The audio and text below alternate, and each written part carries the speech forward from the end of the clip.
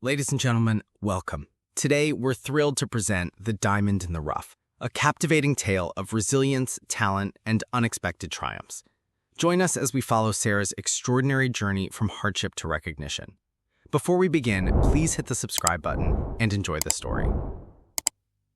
The silence in the opulent office was thick, broken only by the almost imperceptible hum of the air conditioning and the rhythmic tick of an antique grandfather clock in the corner. Sarah felt it pressing in on her, a physical weight that mirrored the crushing despair in her chest.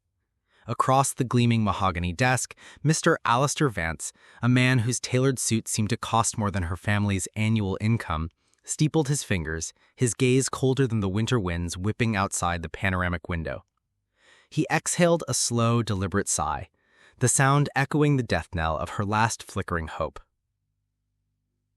"Ms. Pham," he began, his voice a polished drone, devoid of any warmth. "Your academic record is undeniably exceptional. A summa cum laude graduate from Columbia, fluent in 5 languages, with a specialization in Middle Eastern studies. Truly, on paper, you are a marvel." A faint, almost imperceptible smirk played on his lips as he gestured vaguely towards her crisp yet undeniably simple white blouse. It was an old garment, meticulously ironed, a desperate attempt to bridge the chasm between her humble reality and the gleaming corporate world she so desperately yearned to enter. "But," he continued, leaning forward, his voice dropping to a condescending whisper, "here we require more. We require pedigree, connections, a certain savoir-faire that, forgive me, your resume, impressive as it is, simply doesn't convey. And frankly, your lack of practical experience in a high-stakes, client-facing role, given your background, raises significant questions about your real-world capabilities." The words struck her like physical blows. Each syllable, coated in thinly veiled disdain, chipped away at her carefully constructed facade of composure. "Sir," Sarah managed, her voice a tremor she fought to control, "I assure you, my theoretical knowledge is not merely academic. I've dedicated countless hours to—" Vance cut her off with a dismissive wave of his hand. "Theory is a charming concept, Miss Pham, but the market, my dear, is a battlefield. And frankly, you seem ill-equipped. We need strategists, not scholars of ancient texts. Perhaps a smaller, less demanding firm. Or, dare I suggest, something that leverages your unique linguistic abilities, perhaps in a more cultural context." His gaze flickered to her dark, intelligent eyes, a hint of something unreadable there. Pity, perhaps, or a patronizing amusement. Sarah felt a searing heat crawl up her neck. Her unique linguistic abilities, which she had cultivated with painstaking effort, were being reduced to a curiosity, a sideshow act, rather than a valuable asset. The unspoken implication hung heavy in the air. Her poverty, her lack of a prominent family name, her very being disqualified her. She was a dazzling, intricately cut diamond, but in this world she was perceived as rough, unpolished, and ultimately worthless. She walked out of Sterling & Partners into the biting New York wind, her threadbare coat offering little comfort against the physical cold or the emotional chill that had settled deep in her bones. The city, usually a symphony of bustling ambition, now screamed with a cacophony of indifference.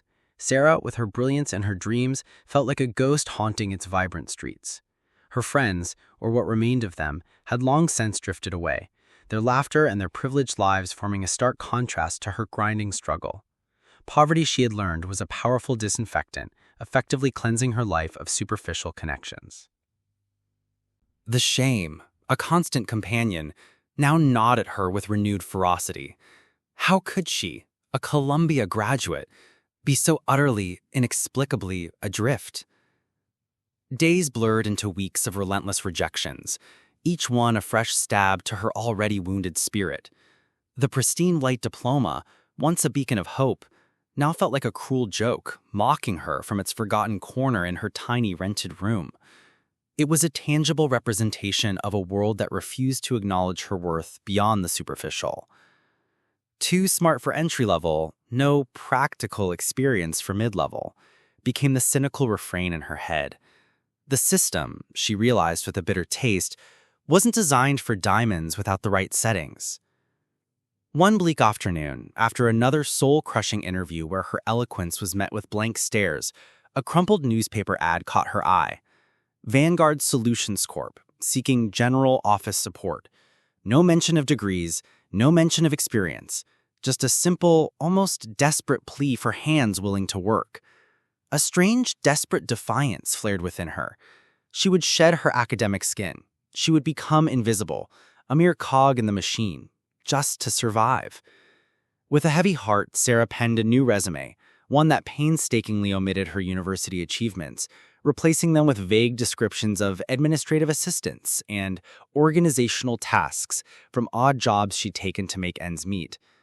It was an act of self-effacement, a burying of her true self, a diamond deliberately choosing to be buried in the rough, just to exist.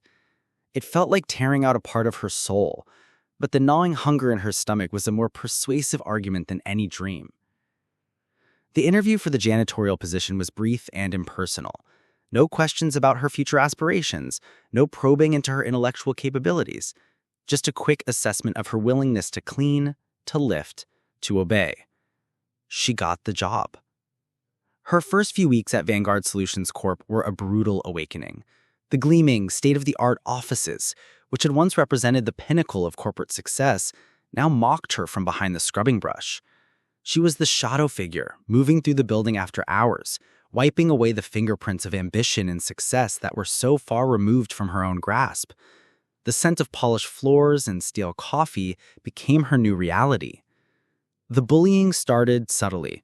Snide remarks about her clumsiness when a cleaning cart accidentally brushed someone's expensive briefcase. Whispers about her odd habit of reading during her lunch break, a worn copy of Khalil Gibran, a stark contrast to the mindless chatter of her new colleagues. Then it escalated. Supplies would go missing from her cart only to reappear in obscure corners. Her workload would mysteriously double, with urgent requests that were clearly designed to keep her on her toes, to make her stumble. Margaret, a burly woman with a perpetual scowl and a penchant for malicious gossip, was often at the forefront, her cruel jests ringing in the empty hallways. "Still reading your fancy books, sweetheart? Maybe you should be cleaning toilets with them, huh?" She'd sneer, her laughter echoing, a sharp, unpleasant sound that pierced her fragile composure. Sarah, the brilliant scholar, the polyglot, was reduced to a target, a punching bag for the petty frustrations of those who felt superior simply by virtue of their slightly higher rung on the corporate ladder. The injustice burned within her, a quiet fire, but she swallowed it down. She had to. This was her only lifeline. Each morning she would look at her reflection, a determined glint in her eyes, a silent promise to herself, "I will endure. I will not break. This is not my end, it is merely a detour." The diploma remained hidden, a secret burden and a silent testament to a potential that still lay dormant, waiting for its moment to shine. She was a diamond, currently obscured by layers of dust and grime, but her intrinsic worth, though unseen, remained.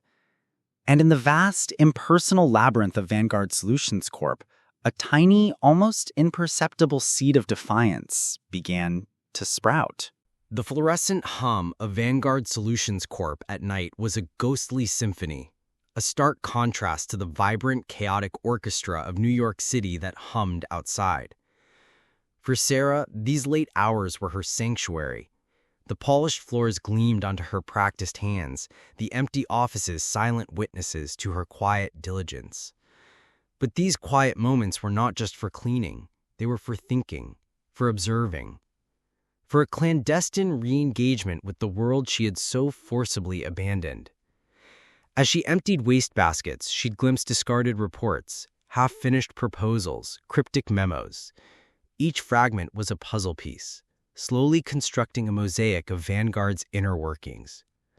Her mind, once starved, now devoured every scrap of information, piecing together strategies, identifying inefficiencies. Even, sometimes, recognizing brilliant strokes of foresight hidden in the corporate jargon.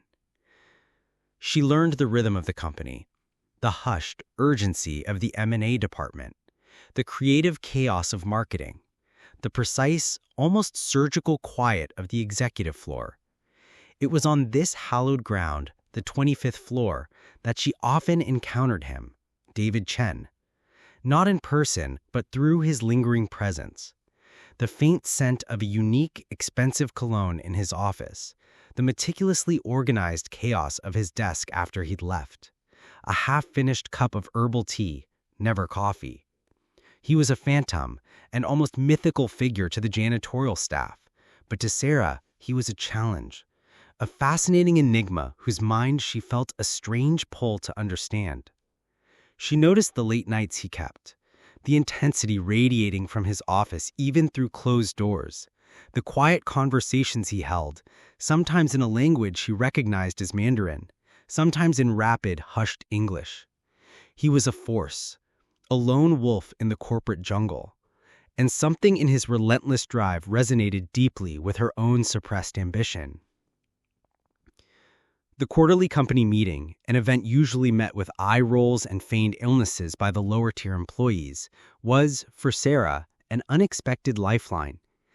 She sat in the back row, a forgotten figure in her faded uniform, a stark contrast to the crisp suits and designer dresses that filled the auditorium. The air was thick with the scent of ambition and stale coffee. Project managers droned on, presenting slide after slide of predictable data, their voices flat, their insights lukewarm. Sarah listened, her mind a sponge, absorbing every word, every nuance. The long-term strategic plan was the main agenda item, a seemingly impenetrable wall of corporate jargon and rehashed ideas. A wave of collective ennui settled over the room. Then, the floor opened for questions, for contributions. A ripple of polite coughs and awkward silences filled the void.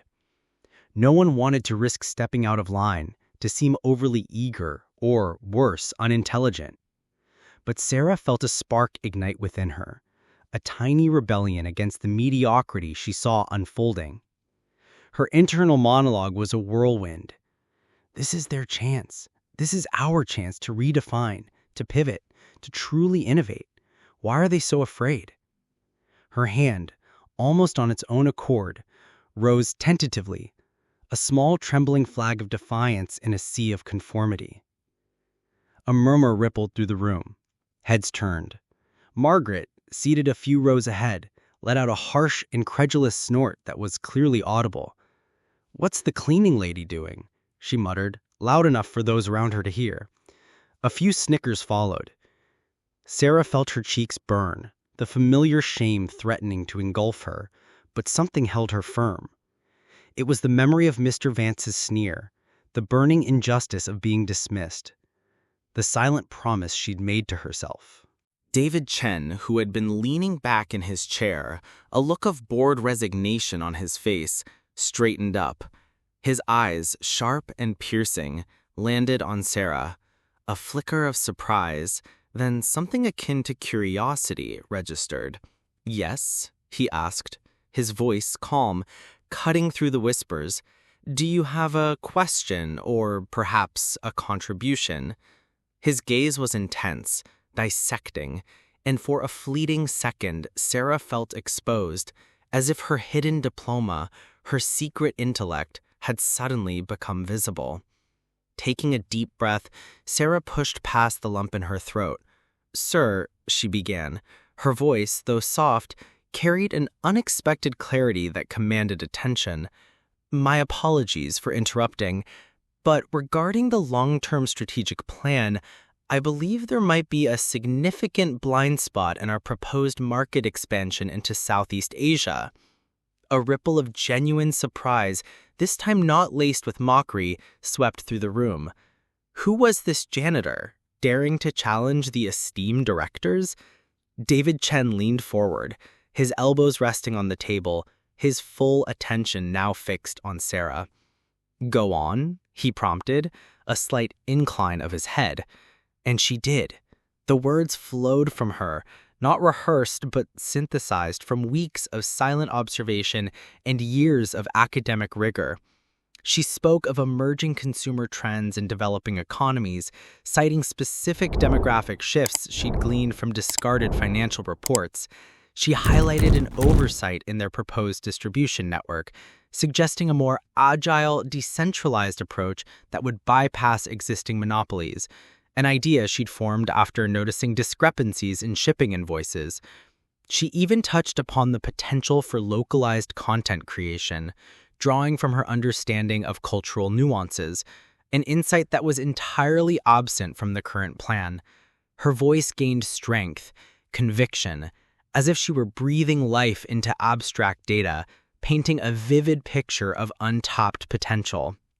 She spoke of the dormant digital gold mines in underserved rural areas, the whispers of opportunity in micro-enterprises. She used analogies that resonated, comparing the company's current approach to a finely crafted hammer trying to fix a delicate watch, suggesting instead a precision scalpel. Her articulation was precise, her arguments logical, and her foresight uncanny.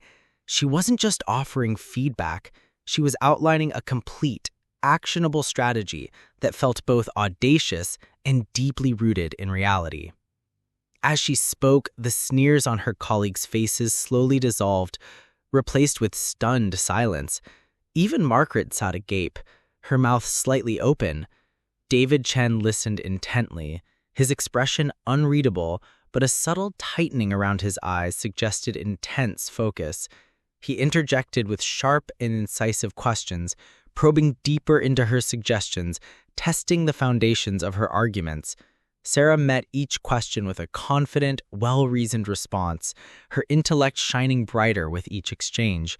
It was a verbal dance, an intellectual sparring match, and Sarah, the unassuming janitor, was holding her own against the company's formidable CEO. When she finished, the room remained hushed for a beat, 2 beats, then a ripple of applause, hesitant at first, then growing stronger, more genuine. It wasn't polite applause, it was the sound of a paradigm shifting, of preconceived notions shattering. David Chen rose from his seat, his gaze still fixed on Sarah, a slow, appreciative smile spreading across his face. "Miss Femme, that was truly remarkable. Your insights are not merely contributions, they are a blueprint. Thank you." He turned to the bewildered directors. "Gentlemen, ladies, I believe we have much to reconsider. And Miss Femme, please see me in my office first thing in the morning. I believe we have much to discuss that extends far beyond office support." The finality in his tone, the directness of his invitation, sent a tremor through Sarah. It was a lifeline, extended from the most unexpected quarter, but it was also a spotlight, illuminating her in a way she hadn't anticipated. As the meeting broke up, she felt the eyes of every person in the room on her. Some were filled with grudging admiration, others with undisguised envy, especially from Margaret, whose face was a mask of furious disbelief. The world was about to shift beneath Sarah's feet, and she knew, with a certainty that both thrilled and terrified her, that the quiet life she had built, the one carefully hidden beneath layers of dust and anonymity, was about to be irrevocably shattered. A new chapter had begun, but with it came not just hope, but a new, formidable set of challenges. The morning after the strategic meeting felt less like a sunrise and more like an earthquake. Sarah walked into David Chen's office, her heart a drumbeat against her ribs, the scent of expensive coffee and David's distinctive cologne filling the air. It was a space that hummed with quiet power, a stark contrast to the echoing emptiness of the hallways she usually cleaned. David, seated behind a sleek, minimalist desk, gestured to a chair. His gaze, usually so intense, held a new, almost reflective quality. "Miss Pham," he began, his voice calm, yet resonating with authority. "What I witnessed yesterday was not merely an impressive display of intellect. It was foresight, vision, something we rarely see, even at this level." He leaned forward, his eyes locking onto hers. "Tell me, why were you scrubbing floors at Vanguard Solutions Corp?" The question hung in the air, a loaded silence. Sarah hesitated, a lifetime of suppressed dreams and bitter rejections flashing before her eyes. This was it, the moment of truth. Should she lie, maintain the facade, or reveal the raw, vulnerable truth that had brought her to this point? A deep breath, and she chose courage. "Sir," she began, her voice steadying with each word, "I graduated summa cum laude from Columbia University with a degree in international relations and a specialization in Middle Eastern languages and cultures. I speak 5 languages fluently, including Arabic. I applied to countless firms, but without the right connections, without the pedigree they sought, my qualifications were dismissed. I was told I was too theoretical, lacked practical experience in high-stakes environments. Poverty, sir, is a very effective gatekeeper. I needed to survive, and cleaning seemed to be the only door open." David listened, his expression unwavering, a faint shadow passing through his eyes. He recognized the echoes of her struggle. A man who had built an empire from scratch often saw the world through a similar lens. "So you concealed your true self," he murmured, more to himself than to her. A diamond choosing to remain in the rough. Astounding. He then offered her the position of assistant project manager for strategic initiatives, a newly created role that aligned perfectly with her demonstrated analytical skills and foresight. It was a leap, a chasm crossed in a single bound. Sarah, for the first time in years, felt a genuine flicker of hope, a warmth spreading through her veins that chased away the lingering chill of despair. Her promotion, a whirlwind announcement just hours after her meeting with David, sent shockwaves through Vanguard. The air in the office, once merely busy, now crackled with an undeniable current of resentment and disbelief. Sarah, who had quietly moved through the periphery, was now firmly in the spotlight, and it felt less like warmth and more like an interrogation lamp. The blatant snubs began immediately. Meeting invitations mysteriously failed to reach her inbox. Crucial documents were accidentally misfiled or delayed, forcing her to scramble for information. Her new desk, once adorned with the latest tech for her previous occupant, now had glitches in the software, forcing her to rely on outdated programs. The coffee machine on her floor, inexplicably, always seems to be out of order when she approached. These were not direct attacks, but subtle acts of sabotage, like tiny needles pricking her skin, designed to undermine her confidence and make her question her place. Margaret, the head of the janitorial staff, became her most insidious tormentor. Her once open contempt transformed into a chilling, sugary sweetness, laced with venom. "Oh, Miss Pham, fancy new digs, aren't they? But you never thought you'd escape the mop bucket, eh? Just goes to show what a pretty face and special connections can do." Her words were a finely honed knife, twisting the narrative into one of favoritism and backroom deals rather than merit. The whispers followed Sarah like a shadow, painting her as an undeserving opportunist. Sarah felt the isolation keenly. The transition from invisible laborer to conspicuous newcomer was jarring. She missed the quiet solitude of her night shifts, the freedom to observe without being observed. Now every move was scrutinized, every word weighed. The pressure to prove herself was immense, a silent crucible. She spent late nights in her new office, devouring industry reports, mastering new software, and meticulously analyzing market data, determined to leave no room for doubt. Her past, once a source of shame, now fueled a fierce, quiet determination. She would not just survive, she would thrive. The biggest challenge, however, loomed on the horizon: the arrival of the Al Ghamdi Group, a sprawling, influential conglomerate from Saudi Arabia. Their reputation preceded them: shrewd negotiators, deeply traditional and meticulous in their dealings. A potential partnership with the Al Ghamdi would be a game changer for Vanguard Solutions Corp, propelling them onto the global stage. The stakes were astronomically high. The company had spent months preparing. Every detail, from the catering to the meticulously curated presentation, was perfected. The most critical piece was the interpreter, Dr. Evelyn Reed, a renowned scholar of Arabic, famous for her diplomatic finesse and impeccable linguistic skills. She was a legend in the field, a cultural bridge builder whose presence alone lent an air of prestige to any negotiation. Her fluency in both modern Standard Arabic and several key dialects, coupled with her deep understanding of Arab customs and business etiquette, made her irreplaceable.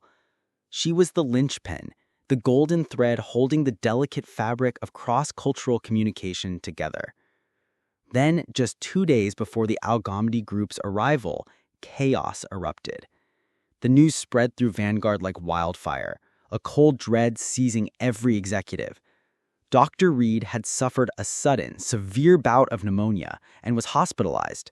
She was completely incapacitated, unable to travel or participate. The news hit David Chen like a physical blow. He held an emergency meeting, his usual composure fractured by visible panic.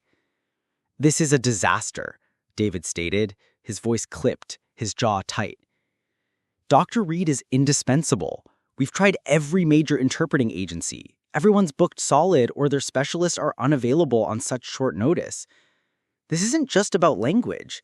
It's about cultural fluency, about building trust." The room was filled with the collective anxiety of desperate men and women.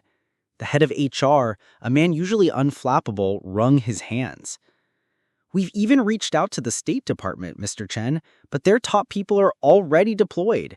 It's a miracle if we can find anyone with even basic proficiency, let alone someone who understands the nuances of a high-level business negotiation with an Arab delegation of this caliber." The tension was palpable, a suffocating blanket.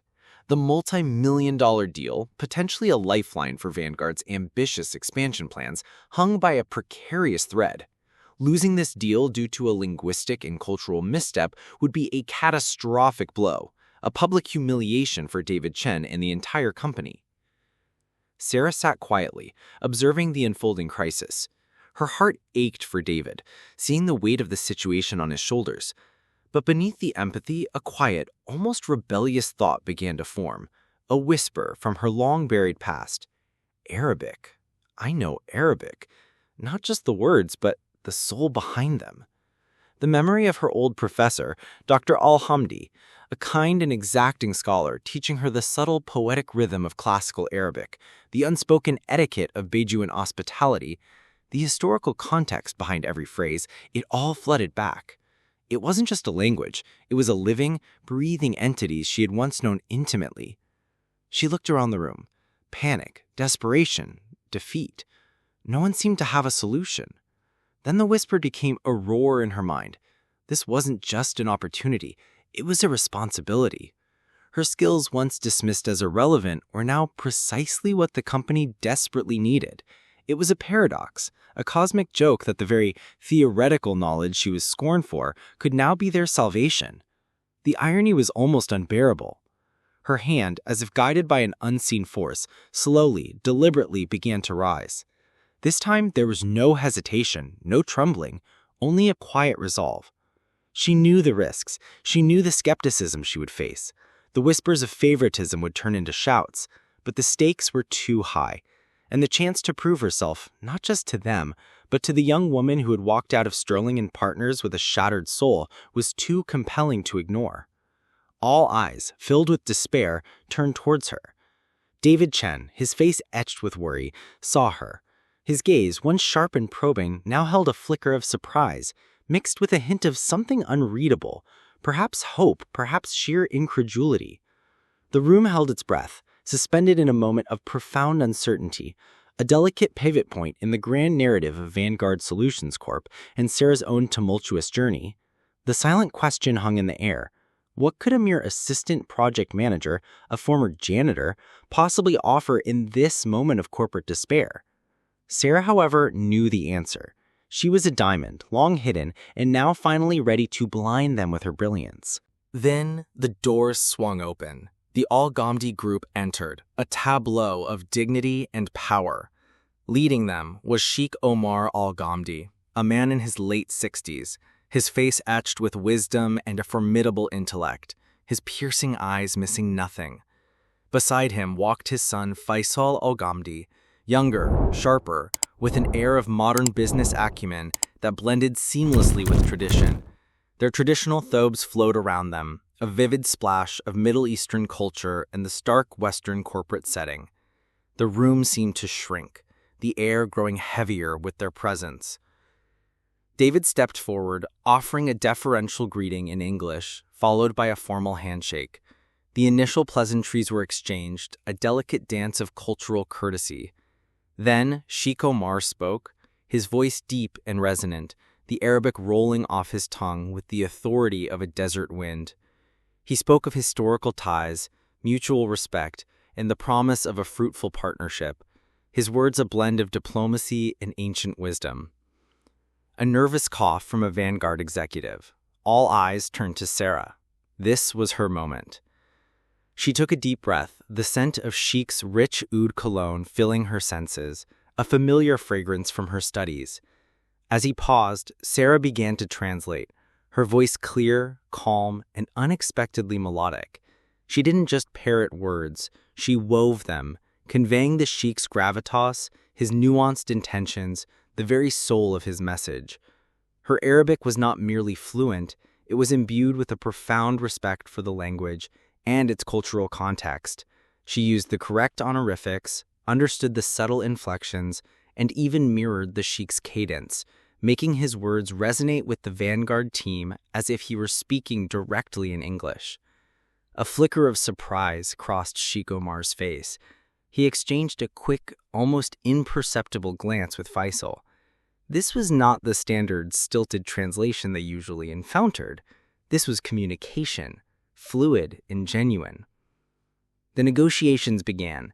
David Chen presented Vanguard's vision, his words precise, persuasive, highlighting the strategic advantages and future potential. Sarah's translation was impeccable, capturing every technical detail, every persuasive nuance. When Faisal Al-Ghamdi began to question their projections, his inquiry sharp and probing, Sarah not only translated his words, but subtly conveyed the underlying skepticism, allowing David to tailor his responses with greater precision. Then came the first real hurdle.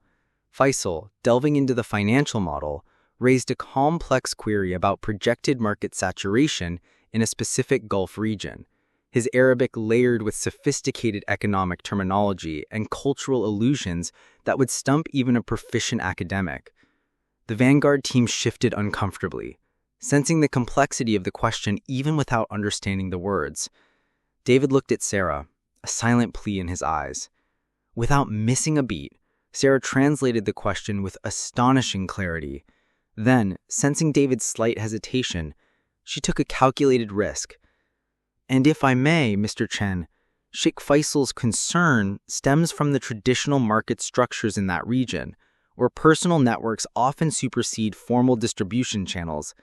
He is subtly asking if our model accounts for the long-term establishment of trust, which is paramount in their business culture beyond mere market share projections. A collective gasp, barely audible, swept through the Vanguard side of the table. Sarah hadn't just translated, she had interpreted, explained, and provided cultural context, laying bare the true intent behind Faisal's question. David Chen's eyes widened fractionally. He saw the gift she had given him, a key to unlock a deeper understanding, a bridge across a cultural chasm. He quickly adapted his response, focusing not just on numbers, but on Vanguard's commitment to long-term partnerships, community engagement, and building lasting relationships. Sheikh Omar and Faisal watched Sarah intently, their expressions shifting from polite interest to genuine admiration. They began to address their comments and questions more directly to her, seeking her clarity, often pausing to listen to her explanations even before her translation was complete. It was an unspoken acknowledgement of her deep understanding, a tacit recognition of her unique skill. They appreciated her fluent and nuanced responses, often nodding in agreement with her interpretations, which sometimes went beyond the literal translation to explain cultural subtleties. Sarah, for her part, answered with grace and confidence, weaving in proverbs and cultural references that demonstrated not just linguistic ability, but profound respect and empathy. She even, at one point, gently corrected a minor misinterpretation by Vanguard executive, doing so with such tact and charm that it solidified her role as a true intermediary, not just a voice. The negotiations, which had begun with an undercurrent of tension, began to flow with surprising ease. Sarah was more than an interpreter. She was a facilitator, a cultural diplomat. She navigated complex legal jargon, delicate financial discussions, and subtle cultural sensitivities with the finesse of a seasoned negotiator. She can anticipate questions, preempt misunderstandings, and even inject subtle humor, drawing approving smiles from the stoic Sheikh Onar. When a particularly sensitive point about data security arose, a thorny issue for the culturally cautious Al-Ghamdi group, Sarah deftly rephrased David's technical assurances in terms that emphasized mutual trust and ethical stewardship, aligning them with the core Islamic principles of guardianship and responsibility. Her words were like oil on troubled waters, smoothing over potential friction points and building a foundation of shared values. David Chen watched her with growing awe. He saw not just a skilled linguist, but a strategic mind in action, a woman who could read between the lines of both language and culture. Her performance was a revelation, a dazzling display of intellect and emotional intelligence. The diamond, once hidden, was now not just polished, but refracting light in 1,000 brilliant directions, illuminating the path forward for Vanguard. As the day progressed, the initial skepticism from the Vanguard team transformed into open admiration.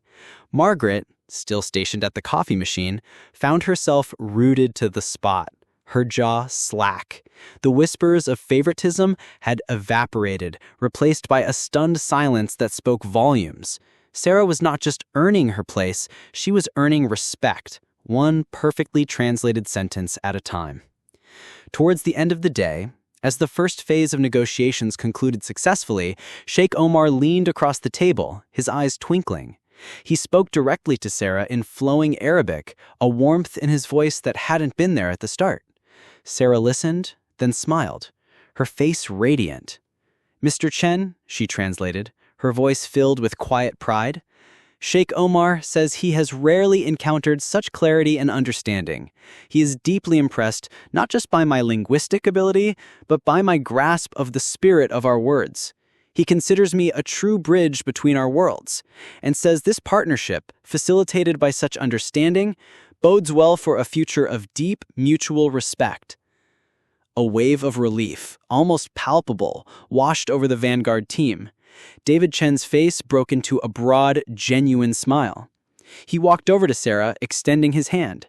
"Sarah," he said, his voice full of a warmth she had only glimpsed before, "you didn't just save this deal, you elevated it. You elevated all of us." His eyes, filled with an emotion that bordered on reverence, held hers.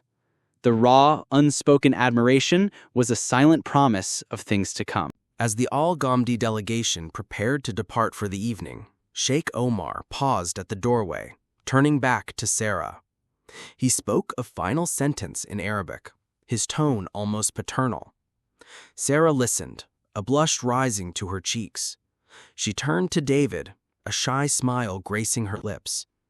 "He says," she translated softly, "that I am a rare pearl found in the most unexpected depths, and that he looks forward to continuing our discussions tomorrow, with me by your side."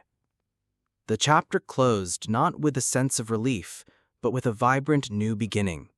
Sarah had not just survived a trial by fire, she had emerged from it blazing, casting a new light on her true potential.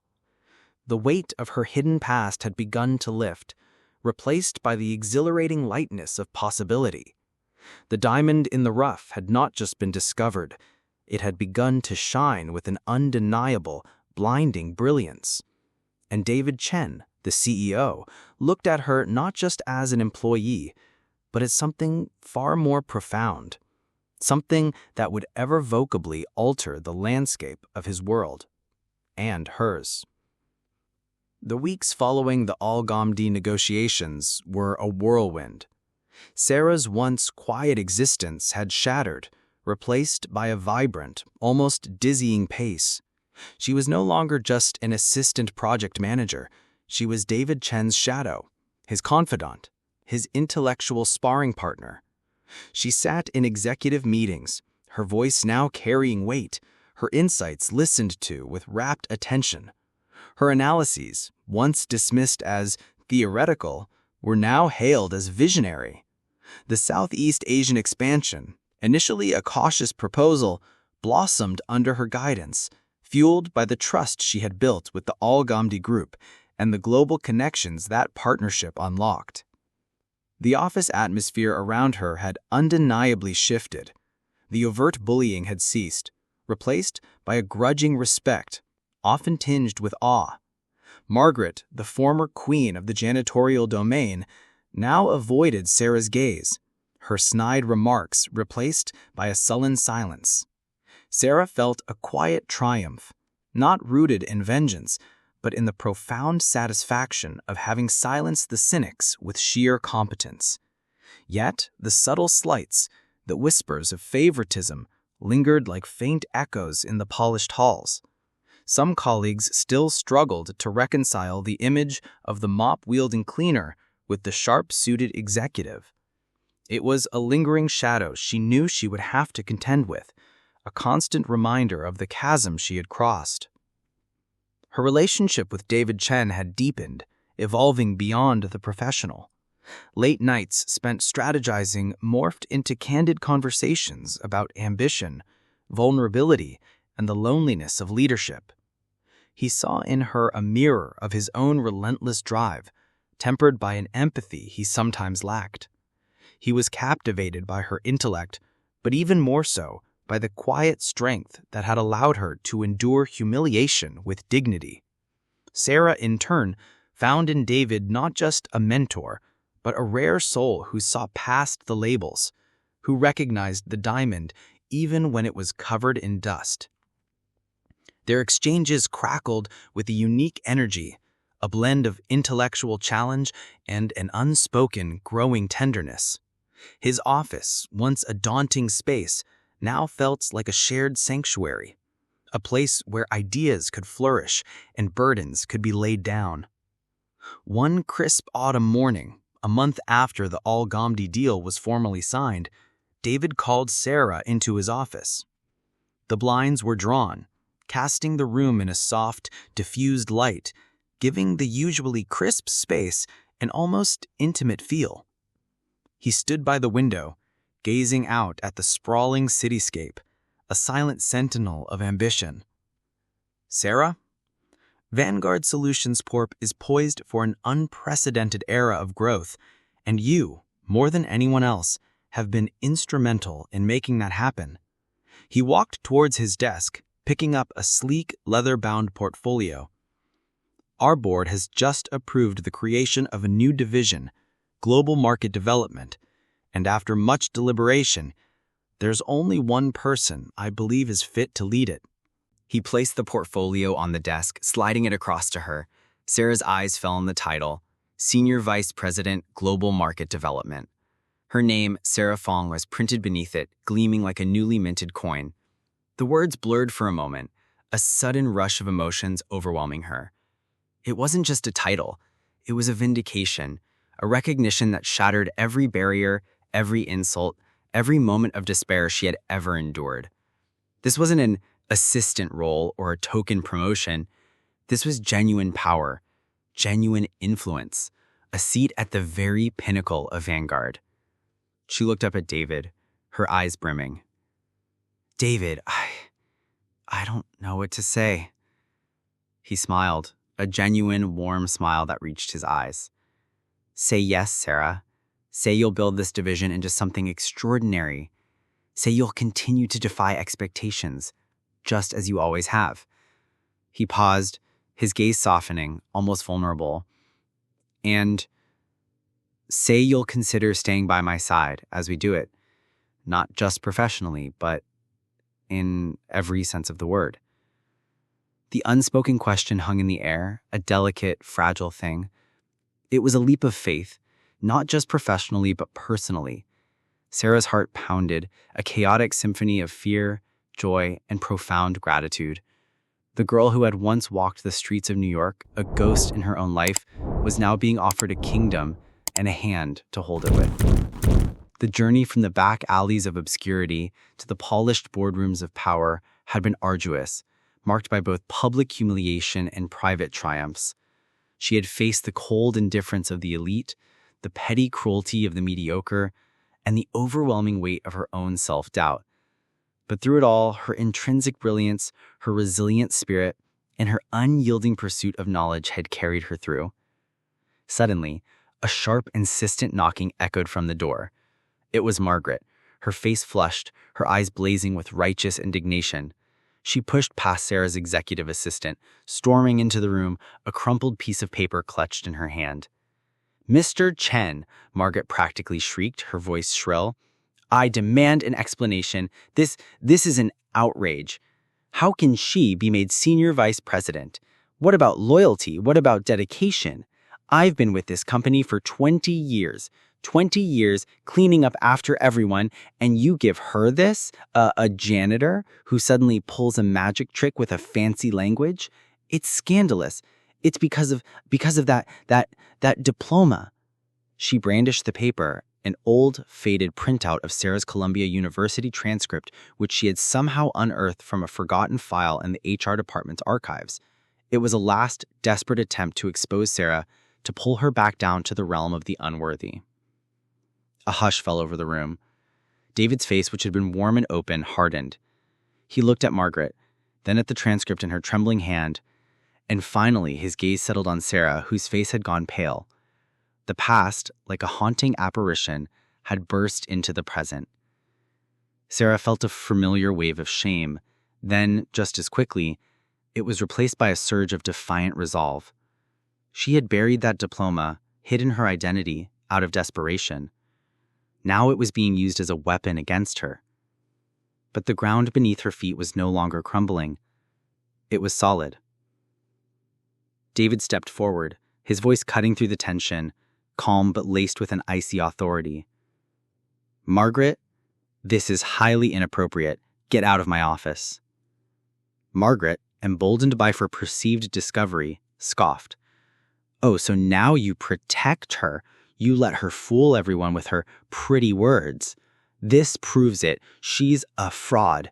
She lied about her background, she disguised herself to get in, and now she's exploiting your weakness for pretty faces." Before David could respond, Sarah took a deep breath. Her voice, though soft, resonated with a quiet power that commanded attention, a strength forged in years of silent endurance. "She is right, Mr. Chen," Sarah said, her eyes fixed on Margaret, then sweeping across to David. "I did graduate from Columbia University. I did hide my qualifications. Not because I intended to defraud anyone, but because no one would give me a chance otherwise. Because the world Mr. Vance and many like him represent told me that my intelligence, my education meant nothing without the right connections or the right social standing. I cleaned floors because it was the only way I could survive and hold onto the hope that one day my actual abilities, not my background, would speak for themselves." She looked directly at Margaret, her gaze unwavering. "And you, Margaret, you remind me of every door that was slammed in my face, every sneer, every person who judged me by my circumstances rather than my potential. You are a mirror of the very system I had to fight just to exist." She turned back to David, her voice softening, but still resolute. "But I don't apologize for my past, David. It made me who I am. It made me resilient, and it taught me the value of every opportunity, every struggle, and every genuine connection." A profound silence descended. Margaret, utterly deflated by Sarah's raw honesty and unwavering dignity, visibly shrank, her triumph crumbling into humiliation. David looked at Sarah, not with judgment, but with admiration so deep it was almost tangible. Her vulnerability had become her greatest strength, her hidden past, her most powerful testimony. He walked over to Margaret, his voice no longer icy, but firm and disappointed. "Margaret, your actions today are inexcusable. This is not how we conduct ourselves at Vanguard Solutions Corp. Your employment here is terminated, effective immediately." He then turned to Sarah, a gentle smile gracing his lips. "Sarah, your past does not define your future. Your brilliance does. Your integrity does. Welcome to the future of Vanguard Solutions Corp." Sarah took his hand, her heart swelling with a gratitude too vast for words. The diamond in the rough had not just been found, it had been flawlessly polished, its brilliance undeniable, radiating light in every direction. The past, with all its pain and humiliation, finally released its grip. The future, boundless and bright, stretched before her, hand in hand with the man who had seen her worth when no one else dared. Their journey, once solitary and fraught with unseen battles, had now converged, promising a future built on mutual respect, shared ambition, and a love that had blossomed in the most unexpected of corporate gardens. The once quiet corridors of Vanguard Solutions Corp now echoed with the promise of a new era, defined by talent, not titles, and by the radiant glow of a true diamond.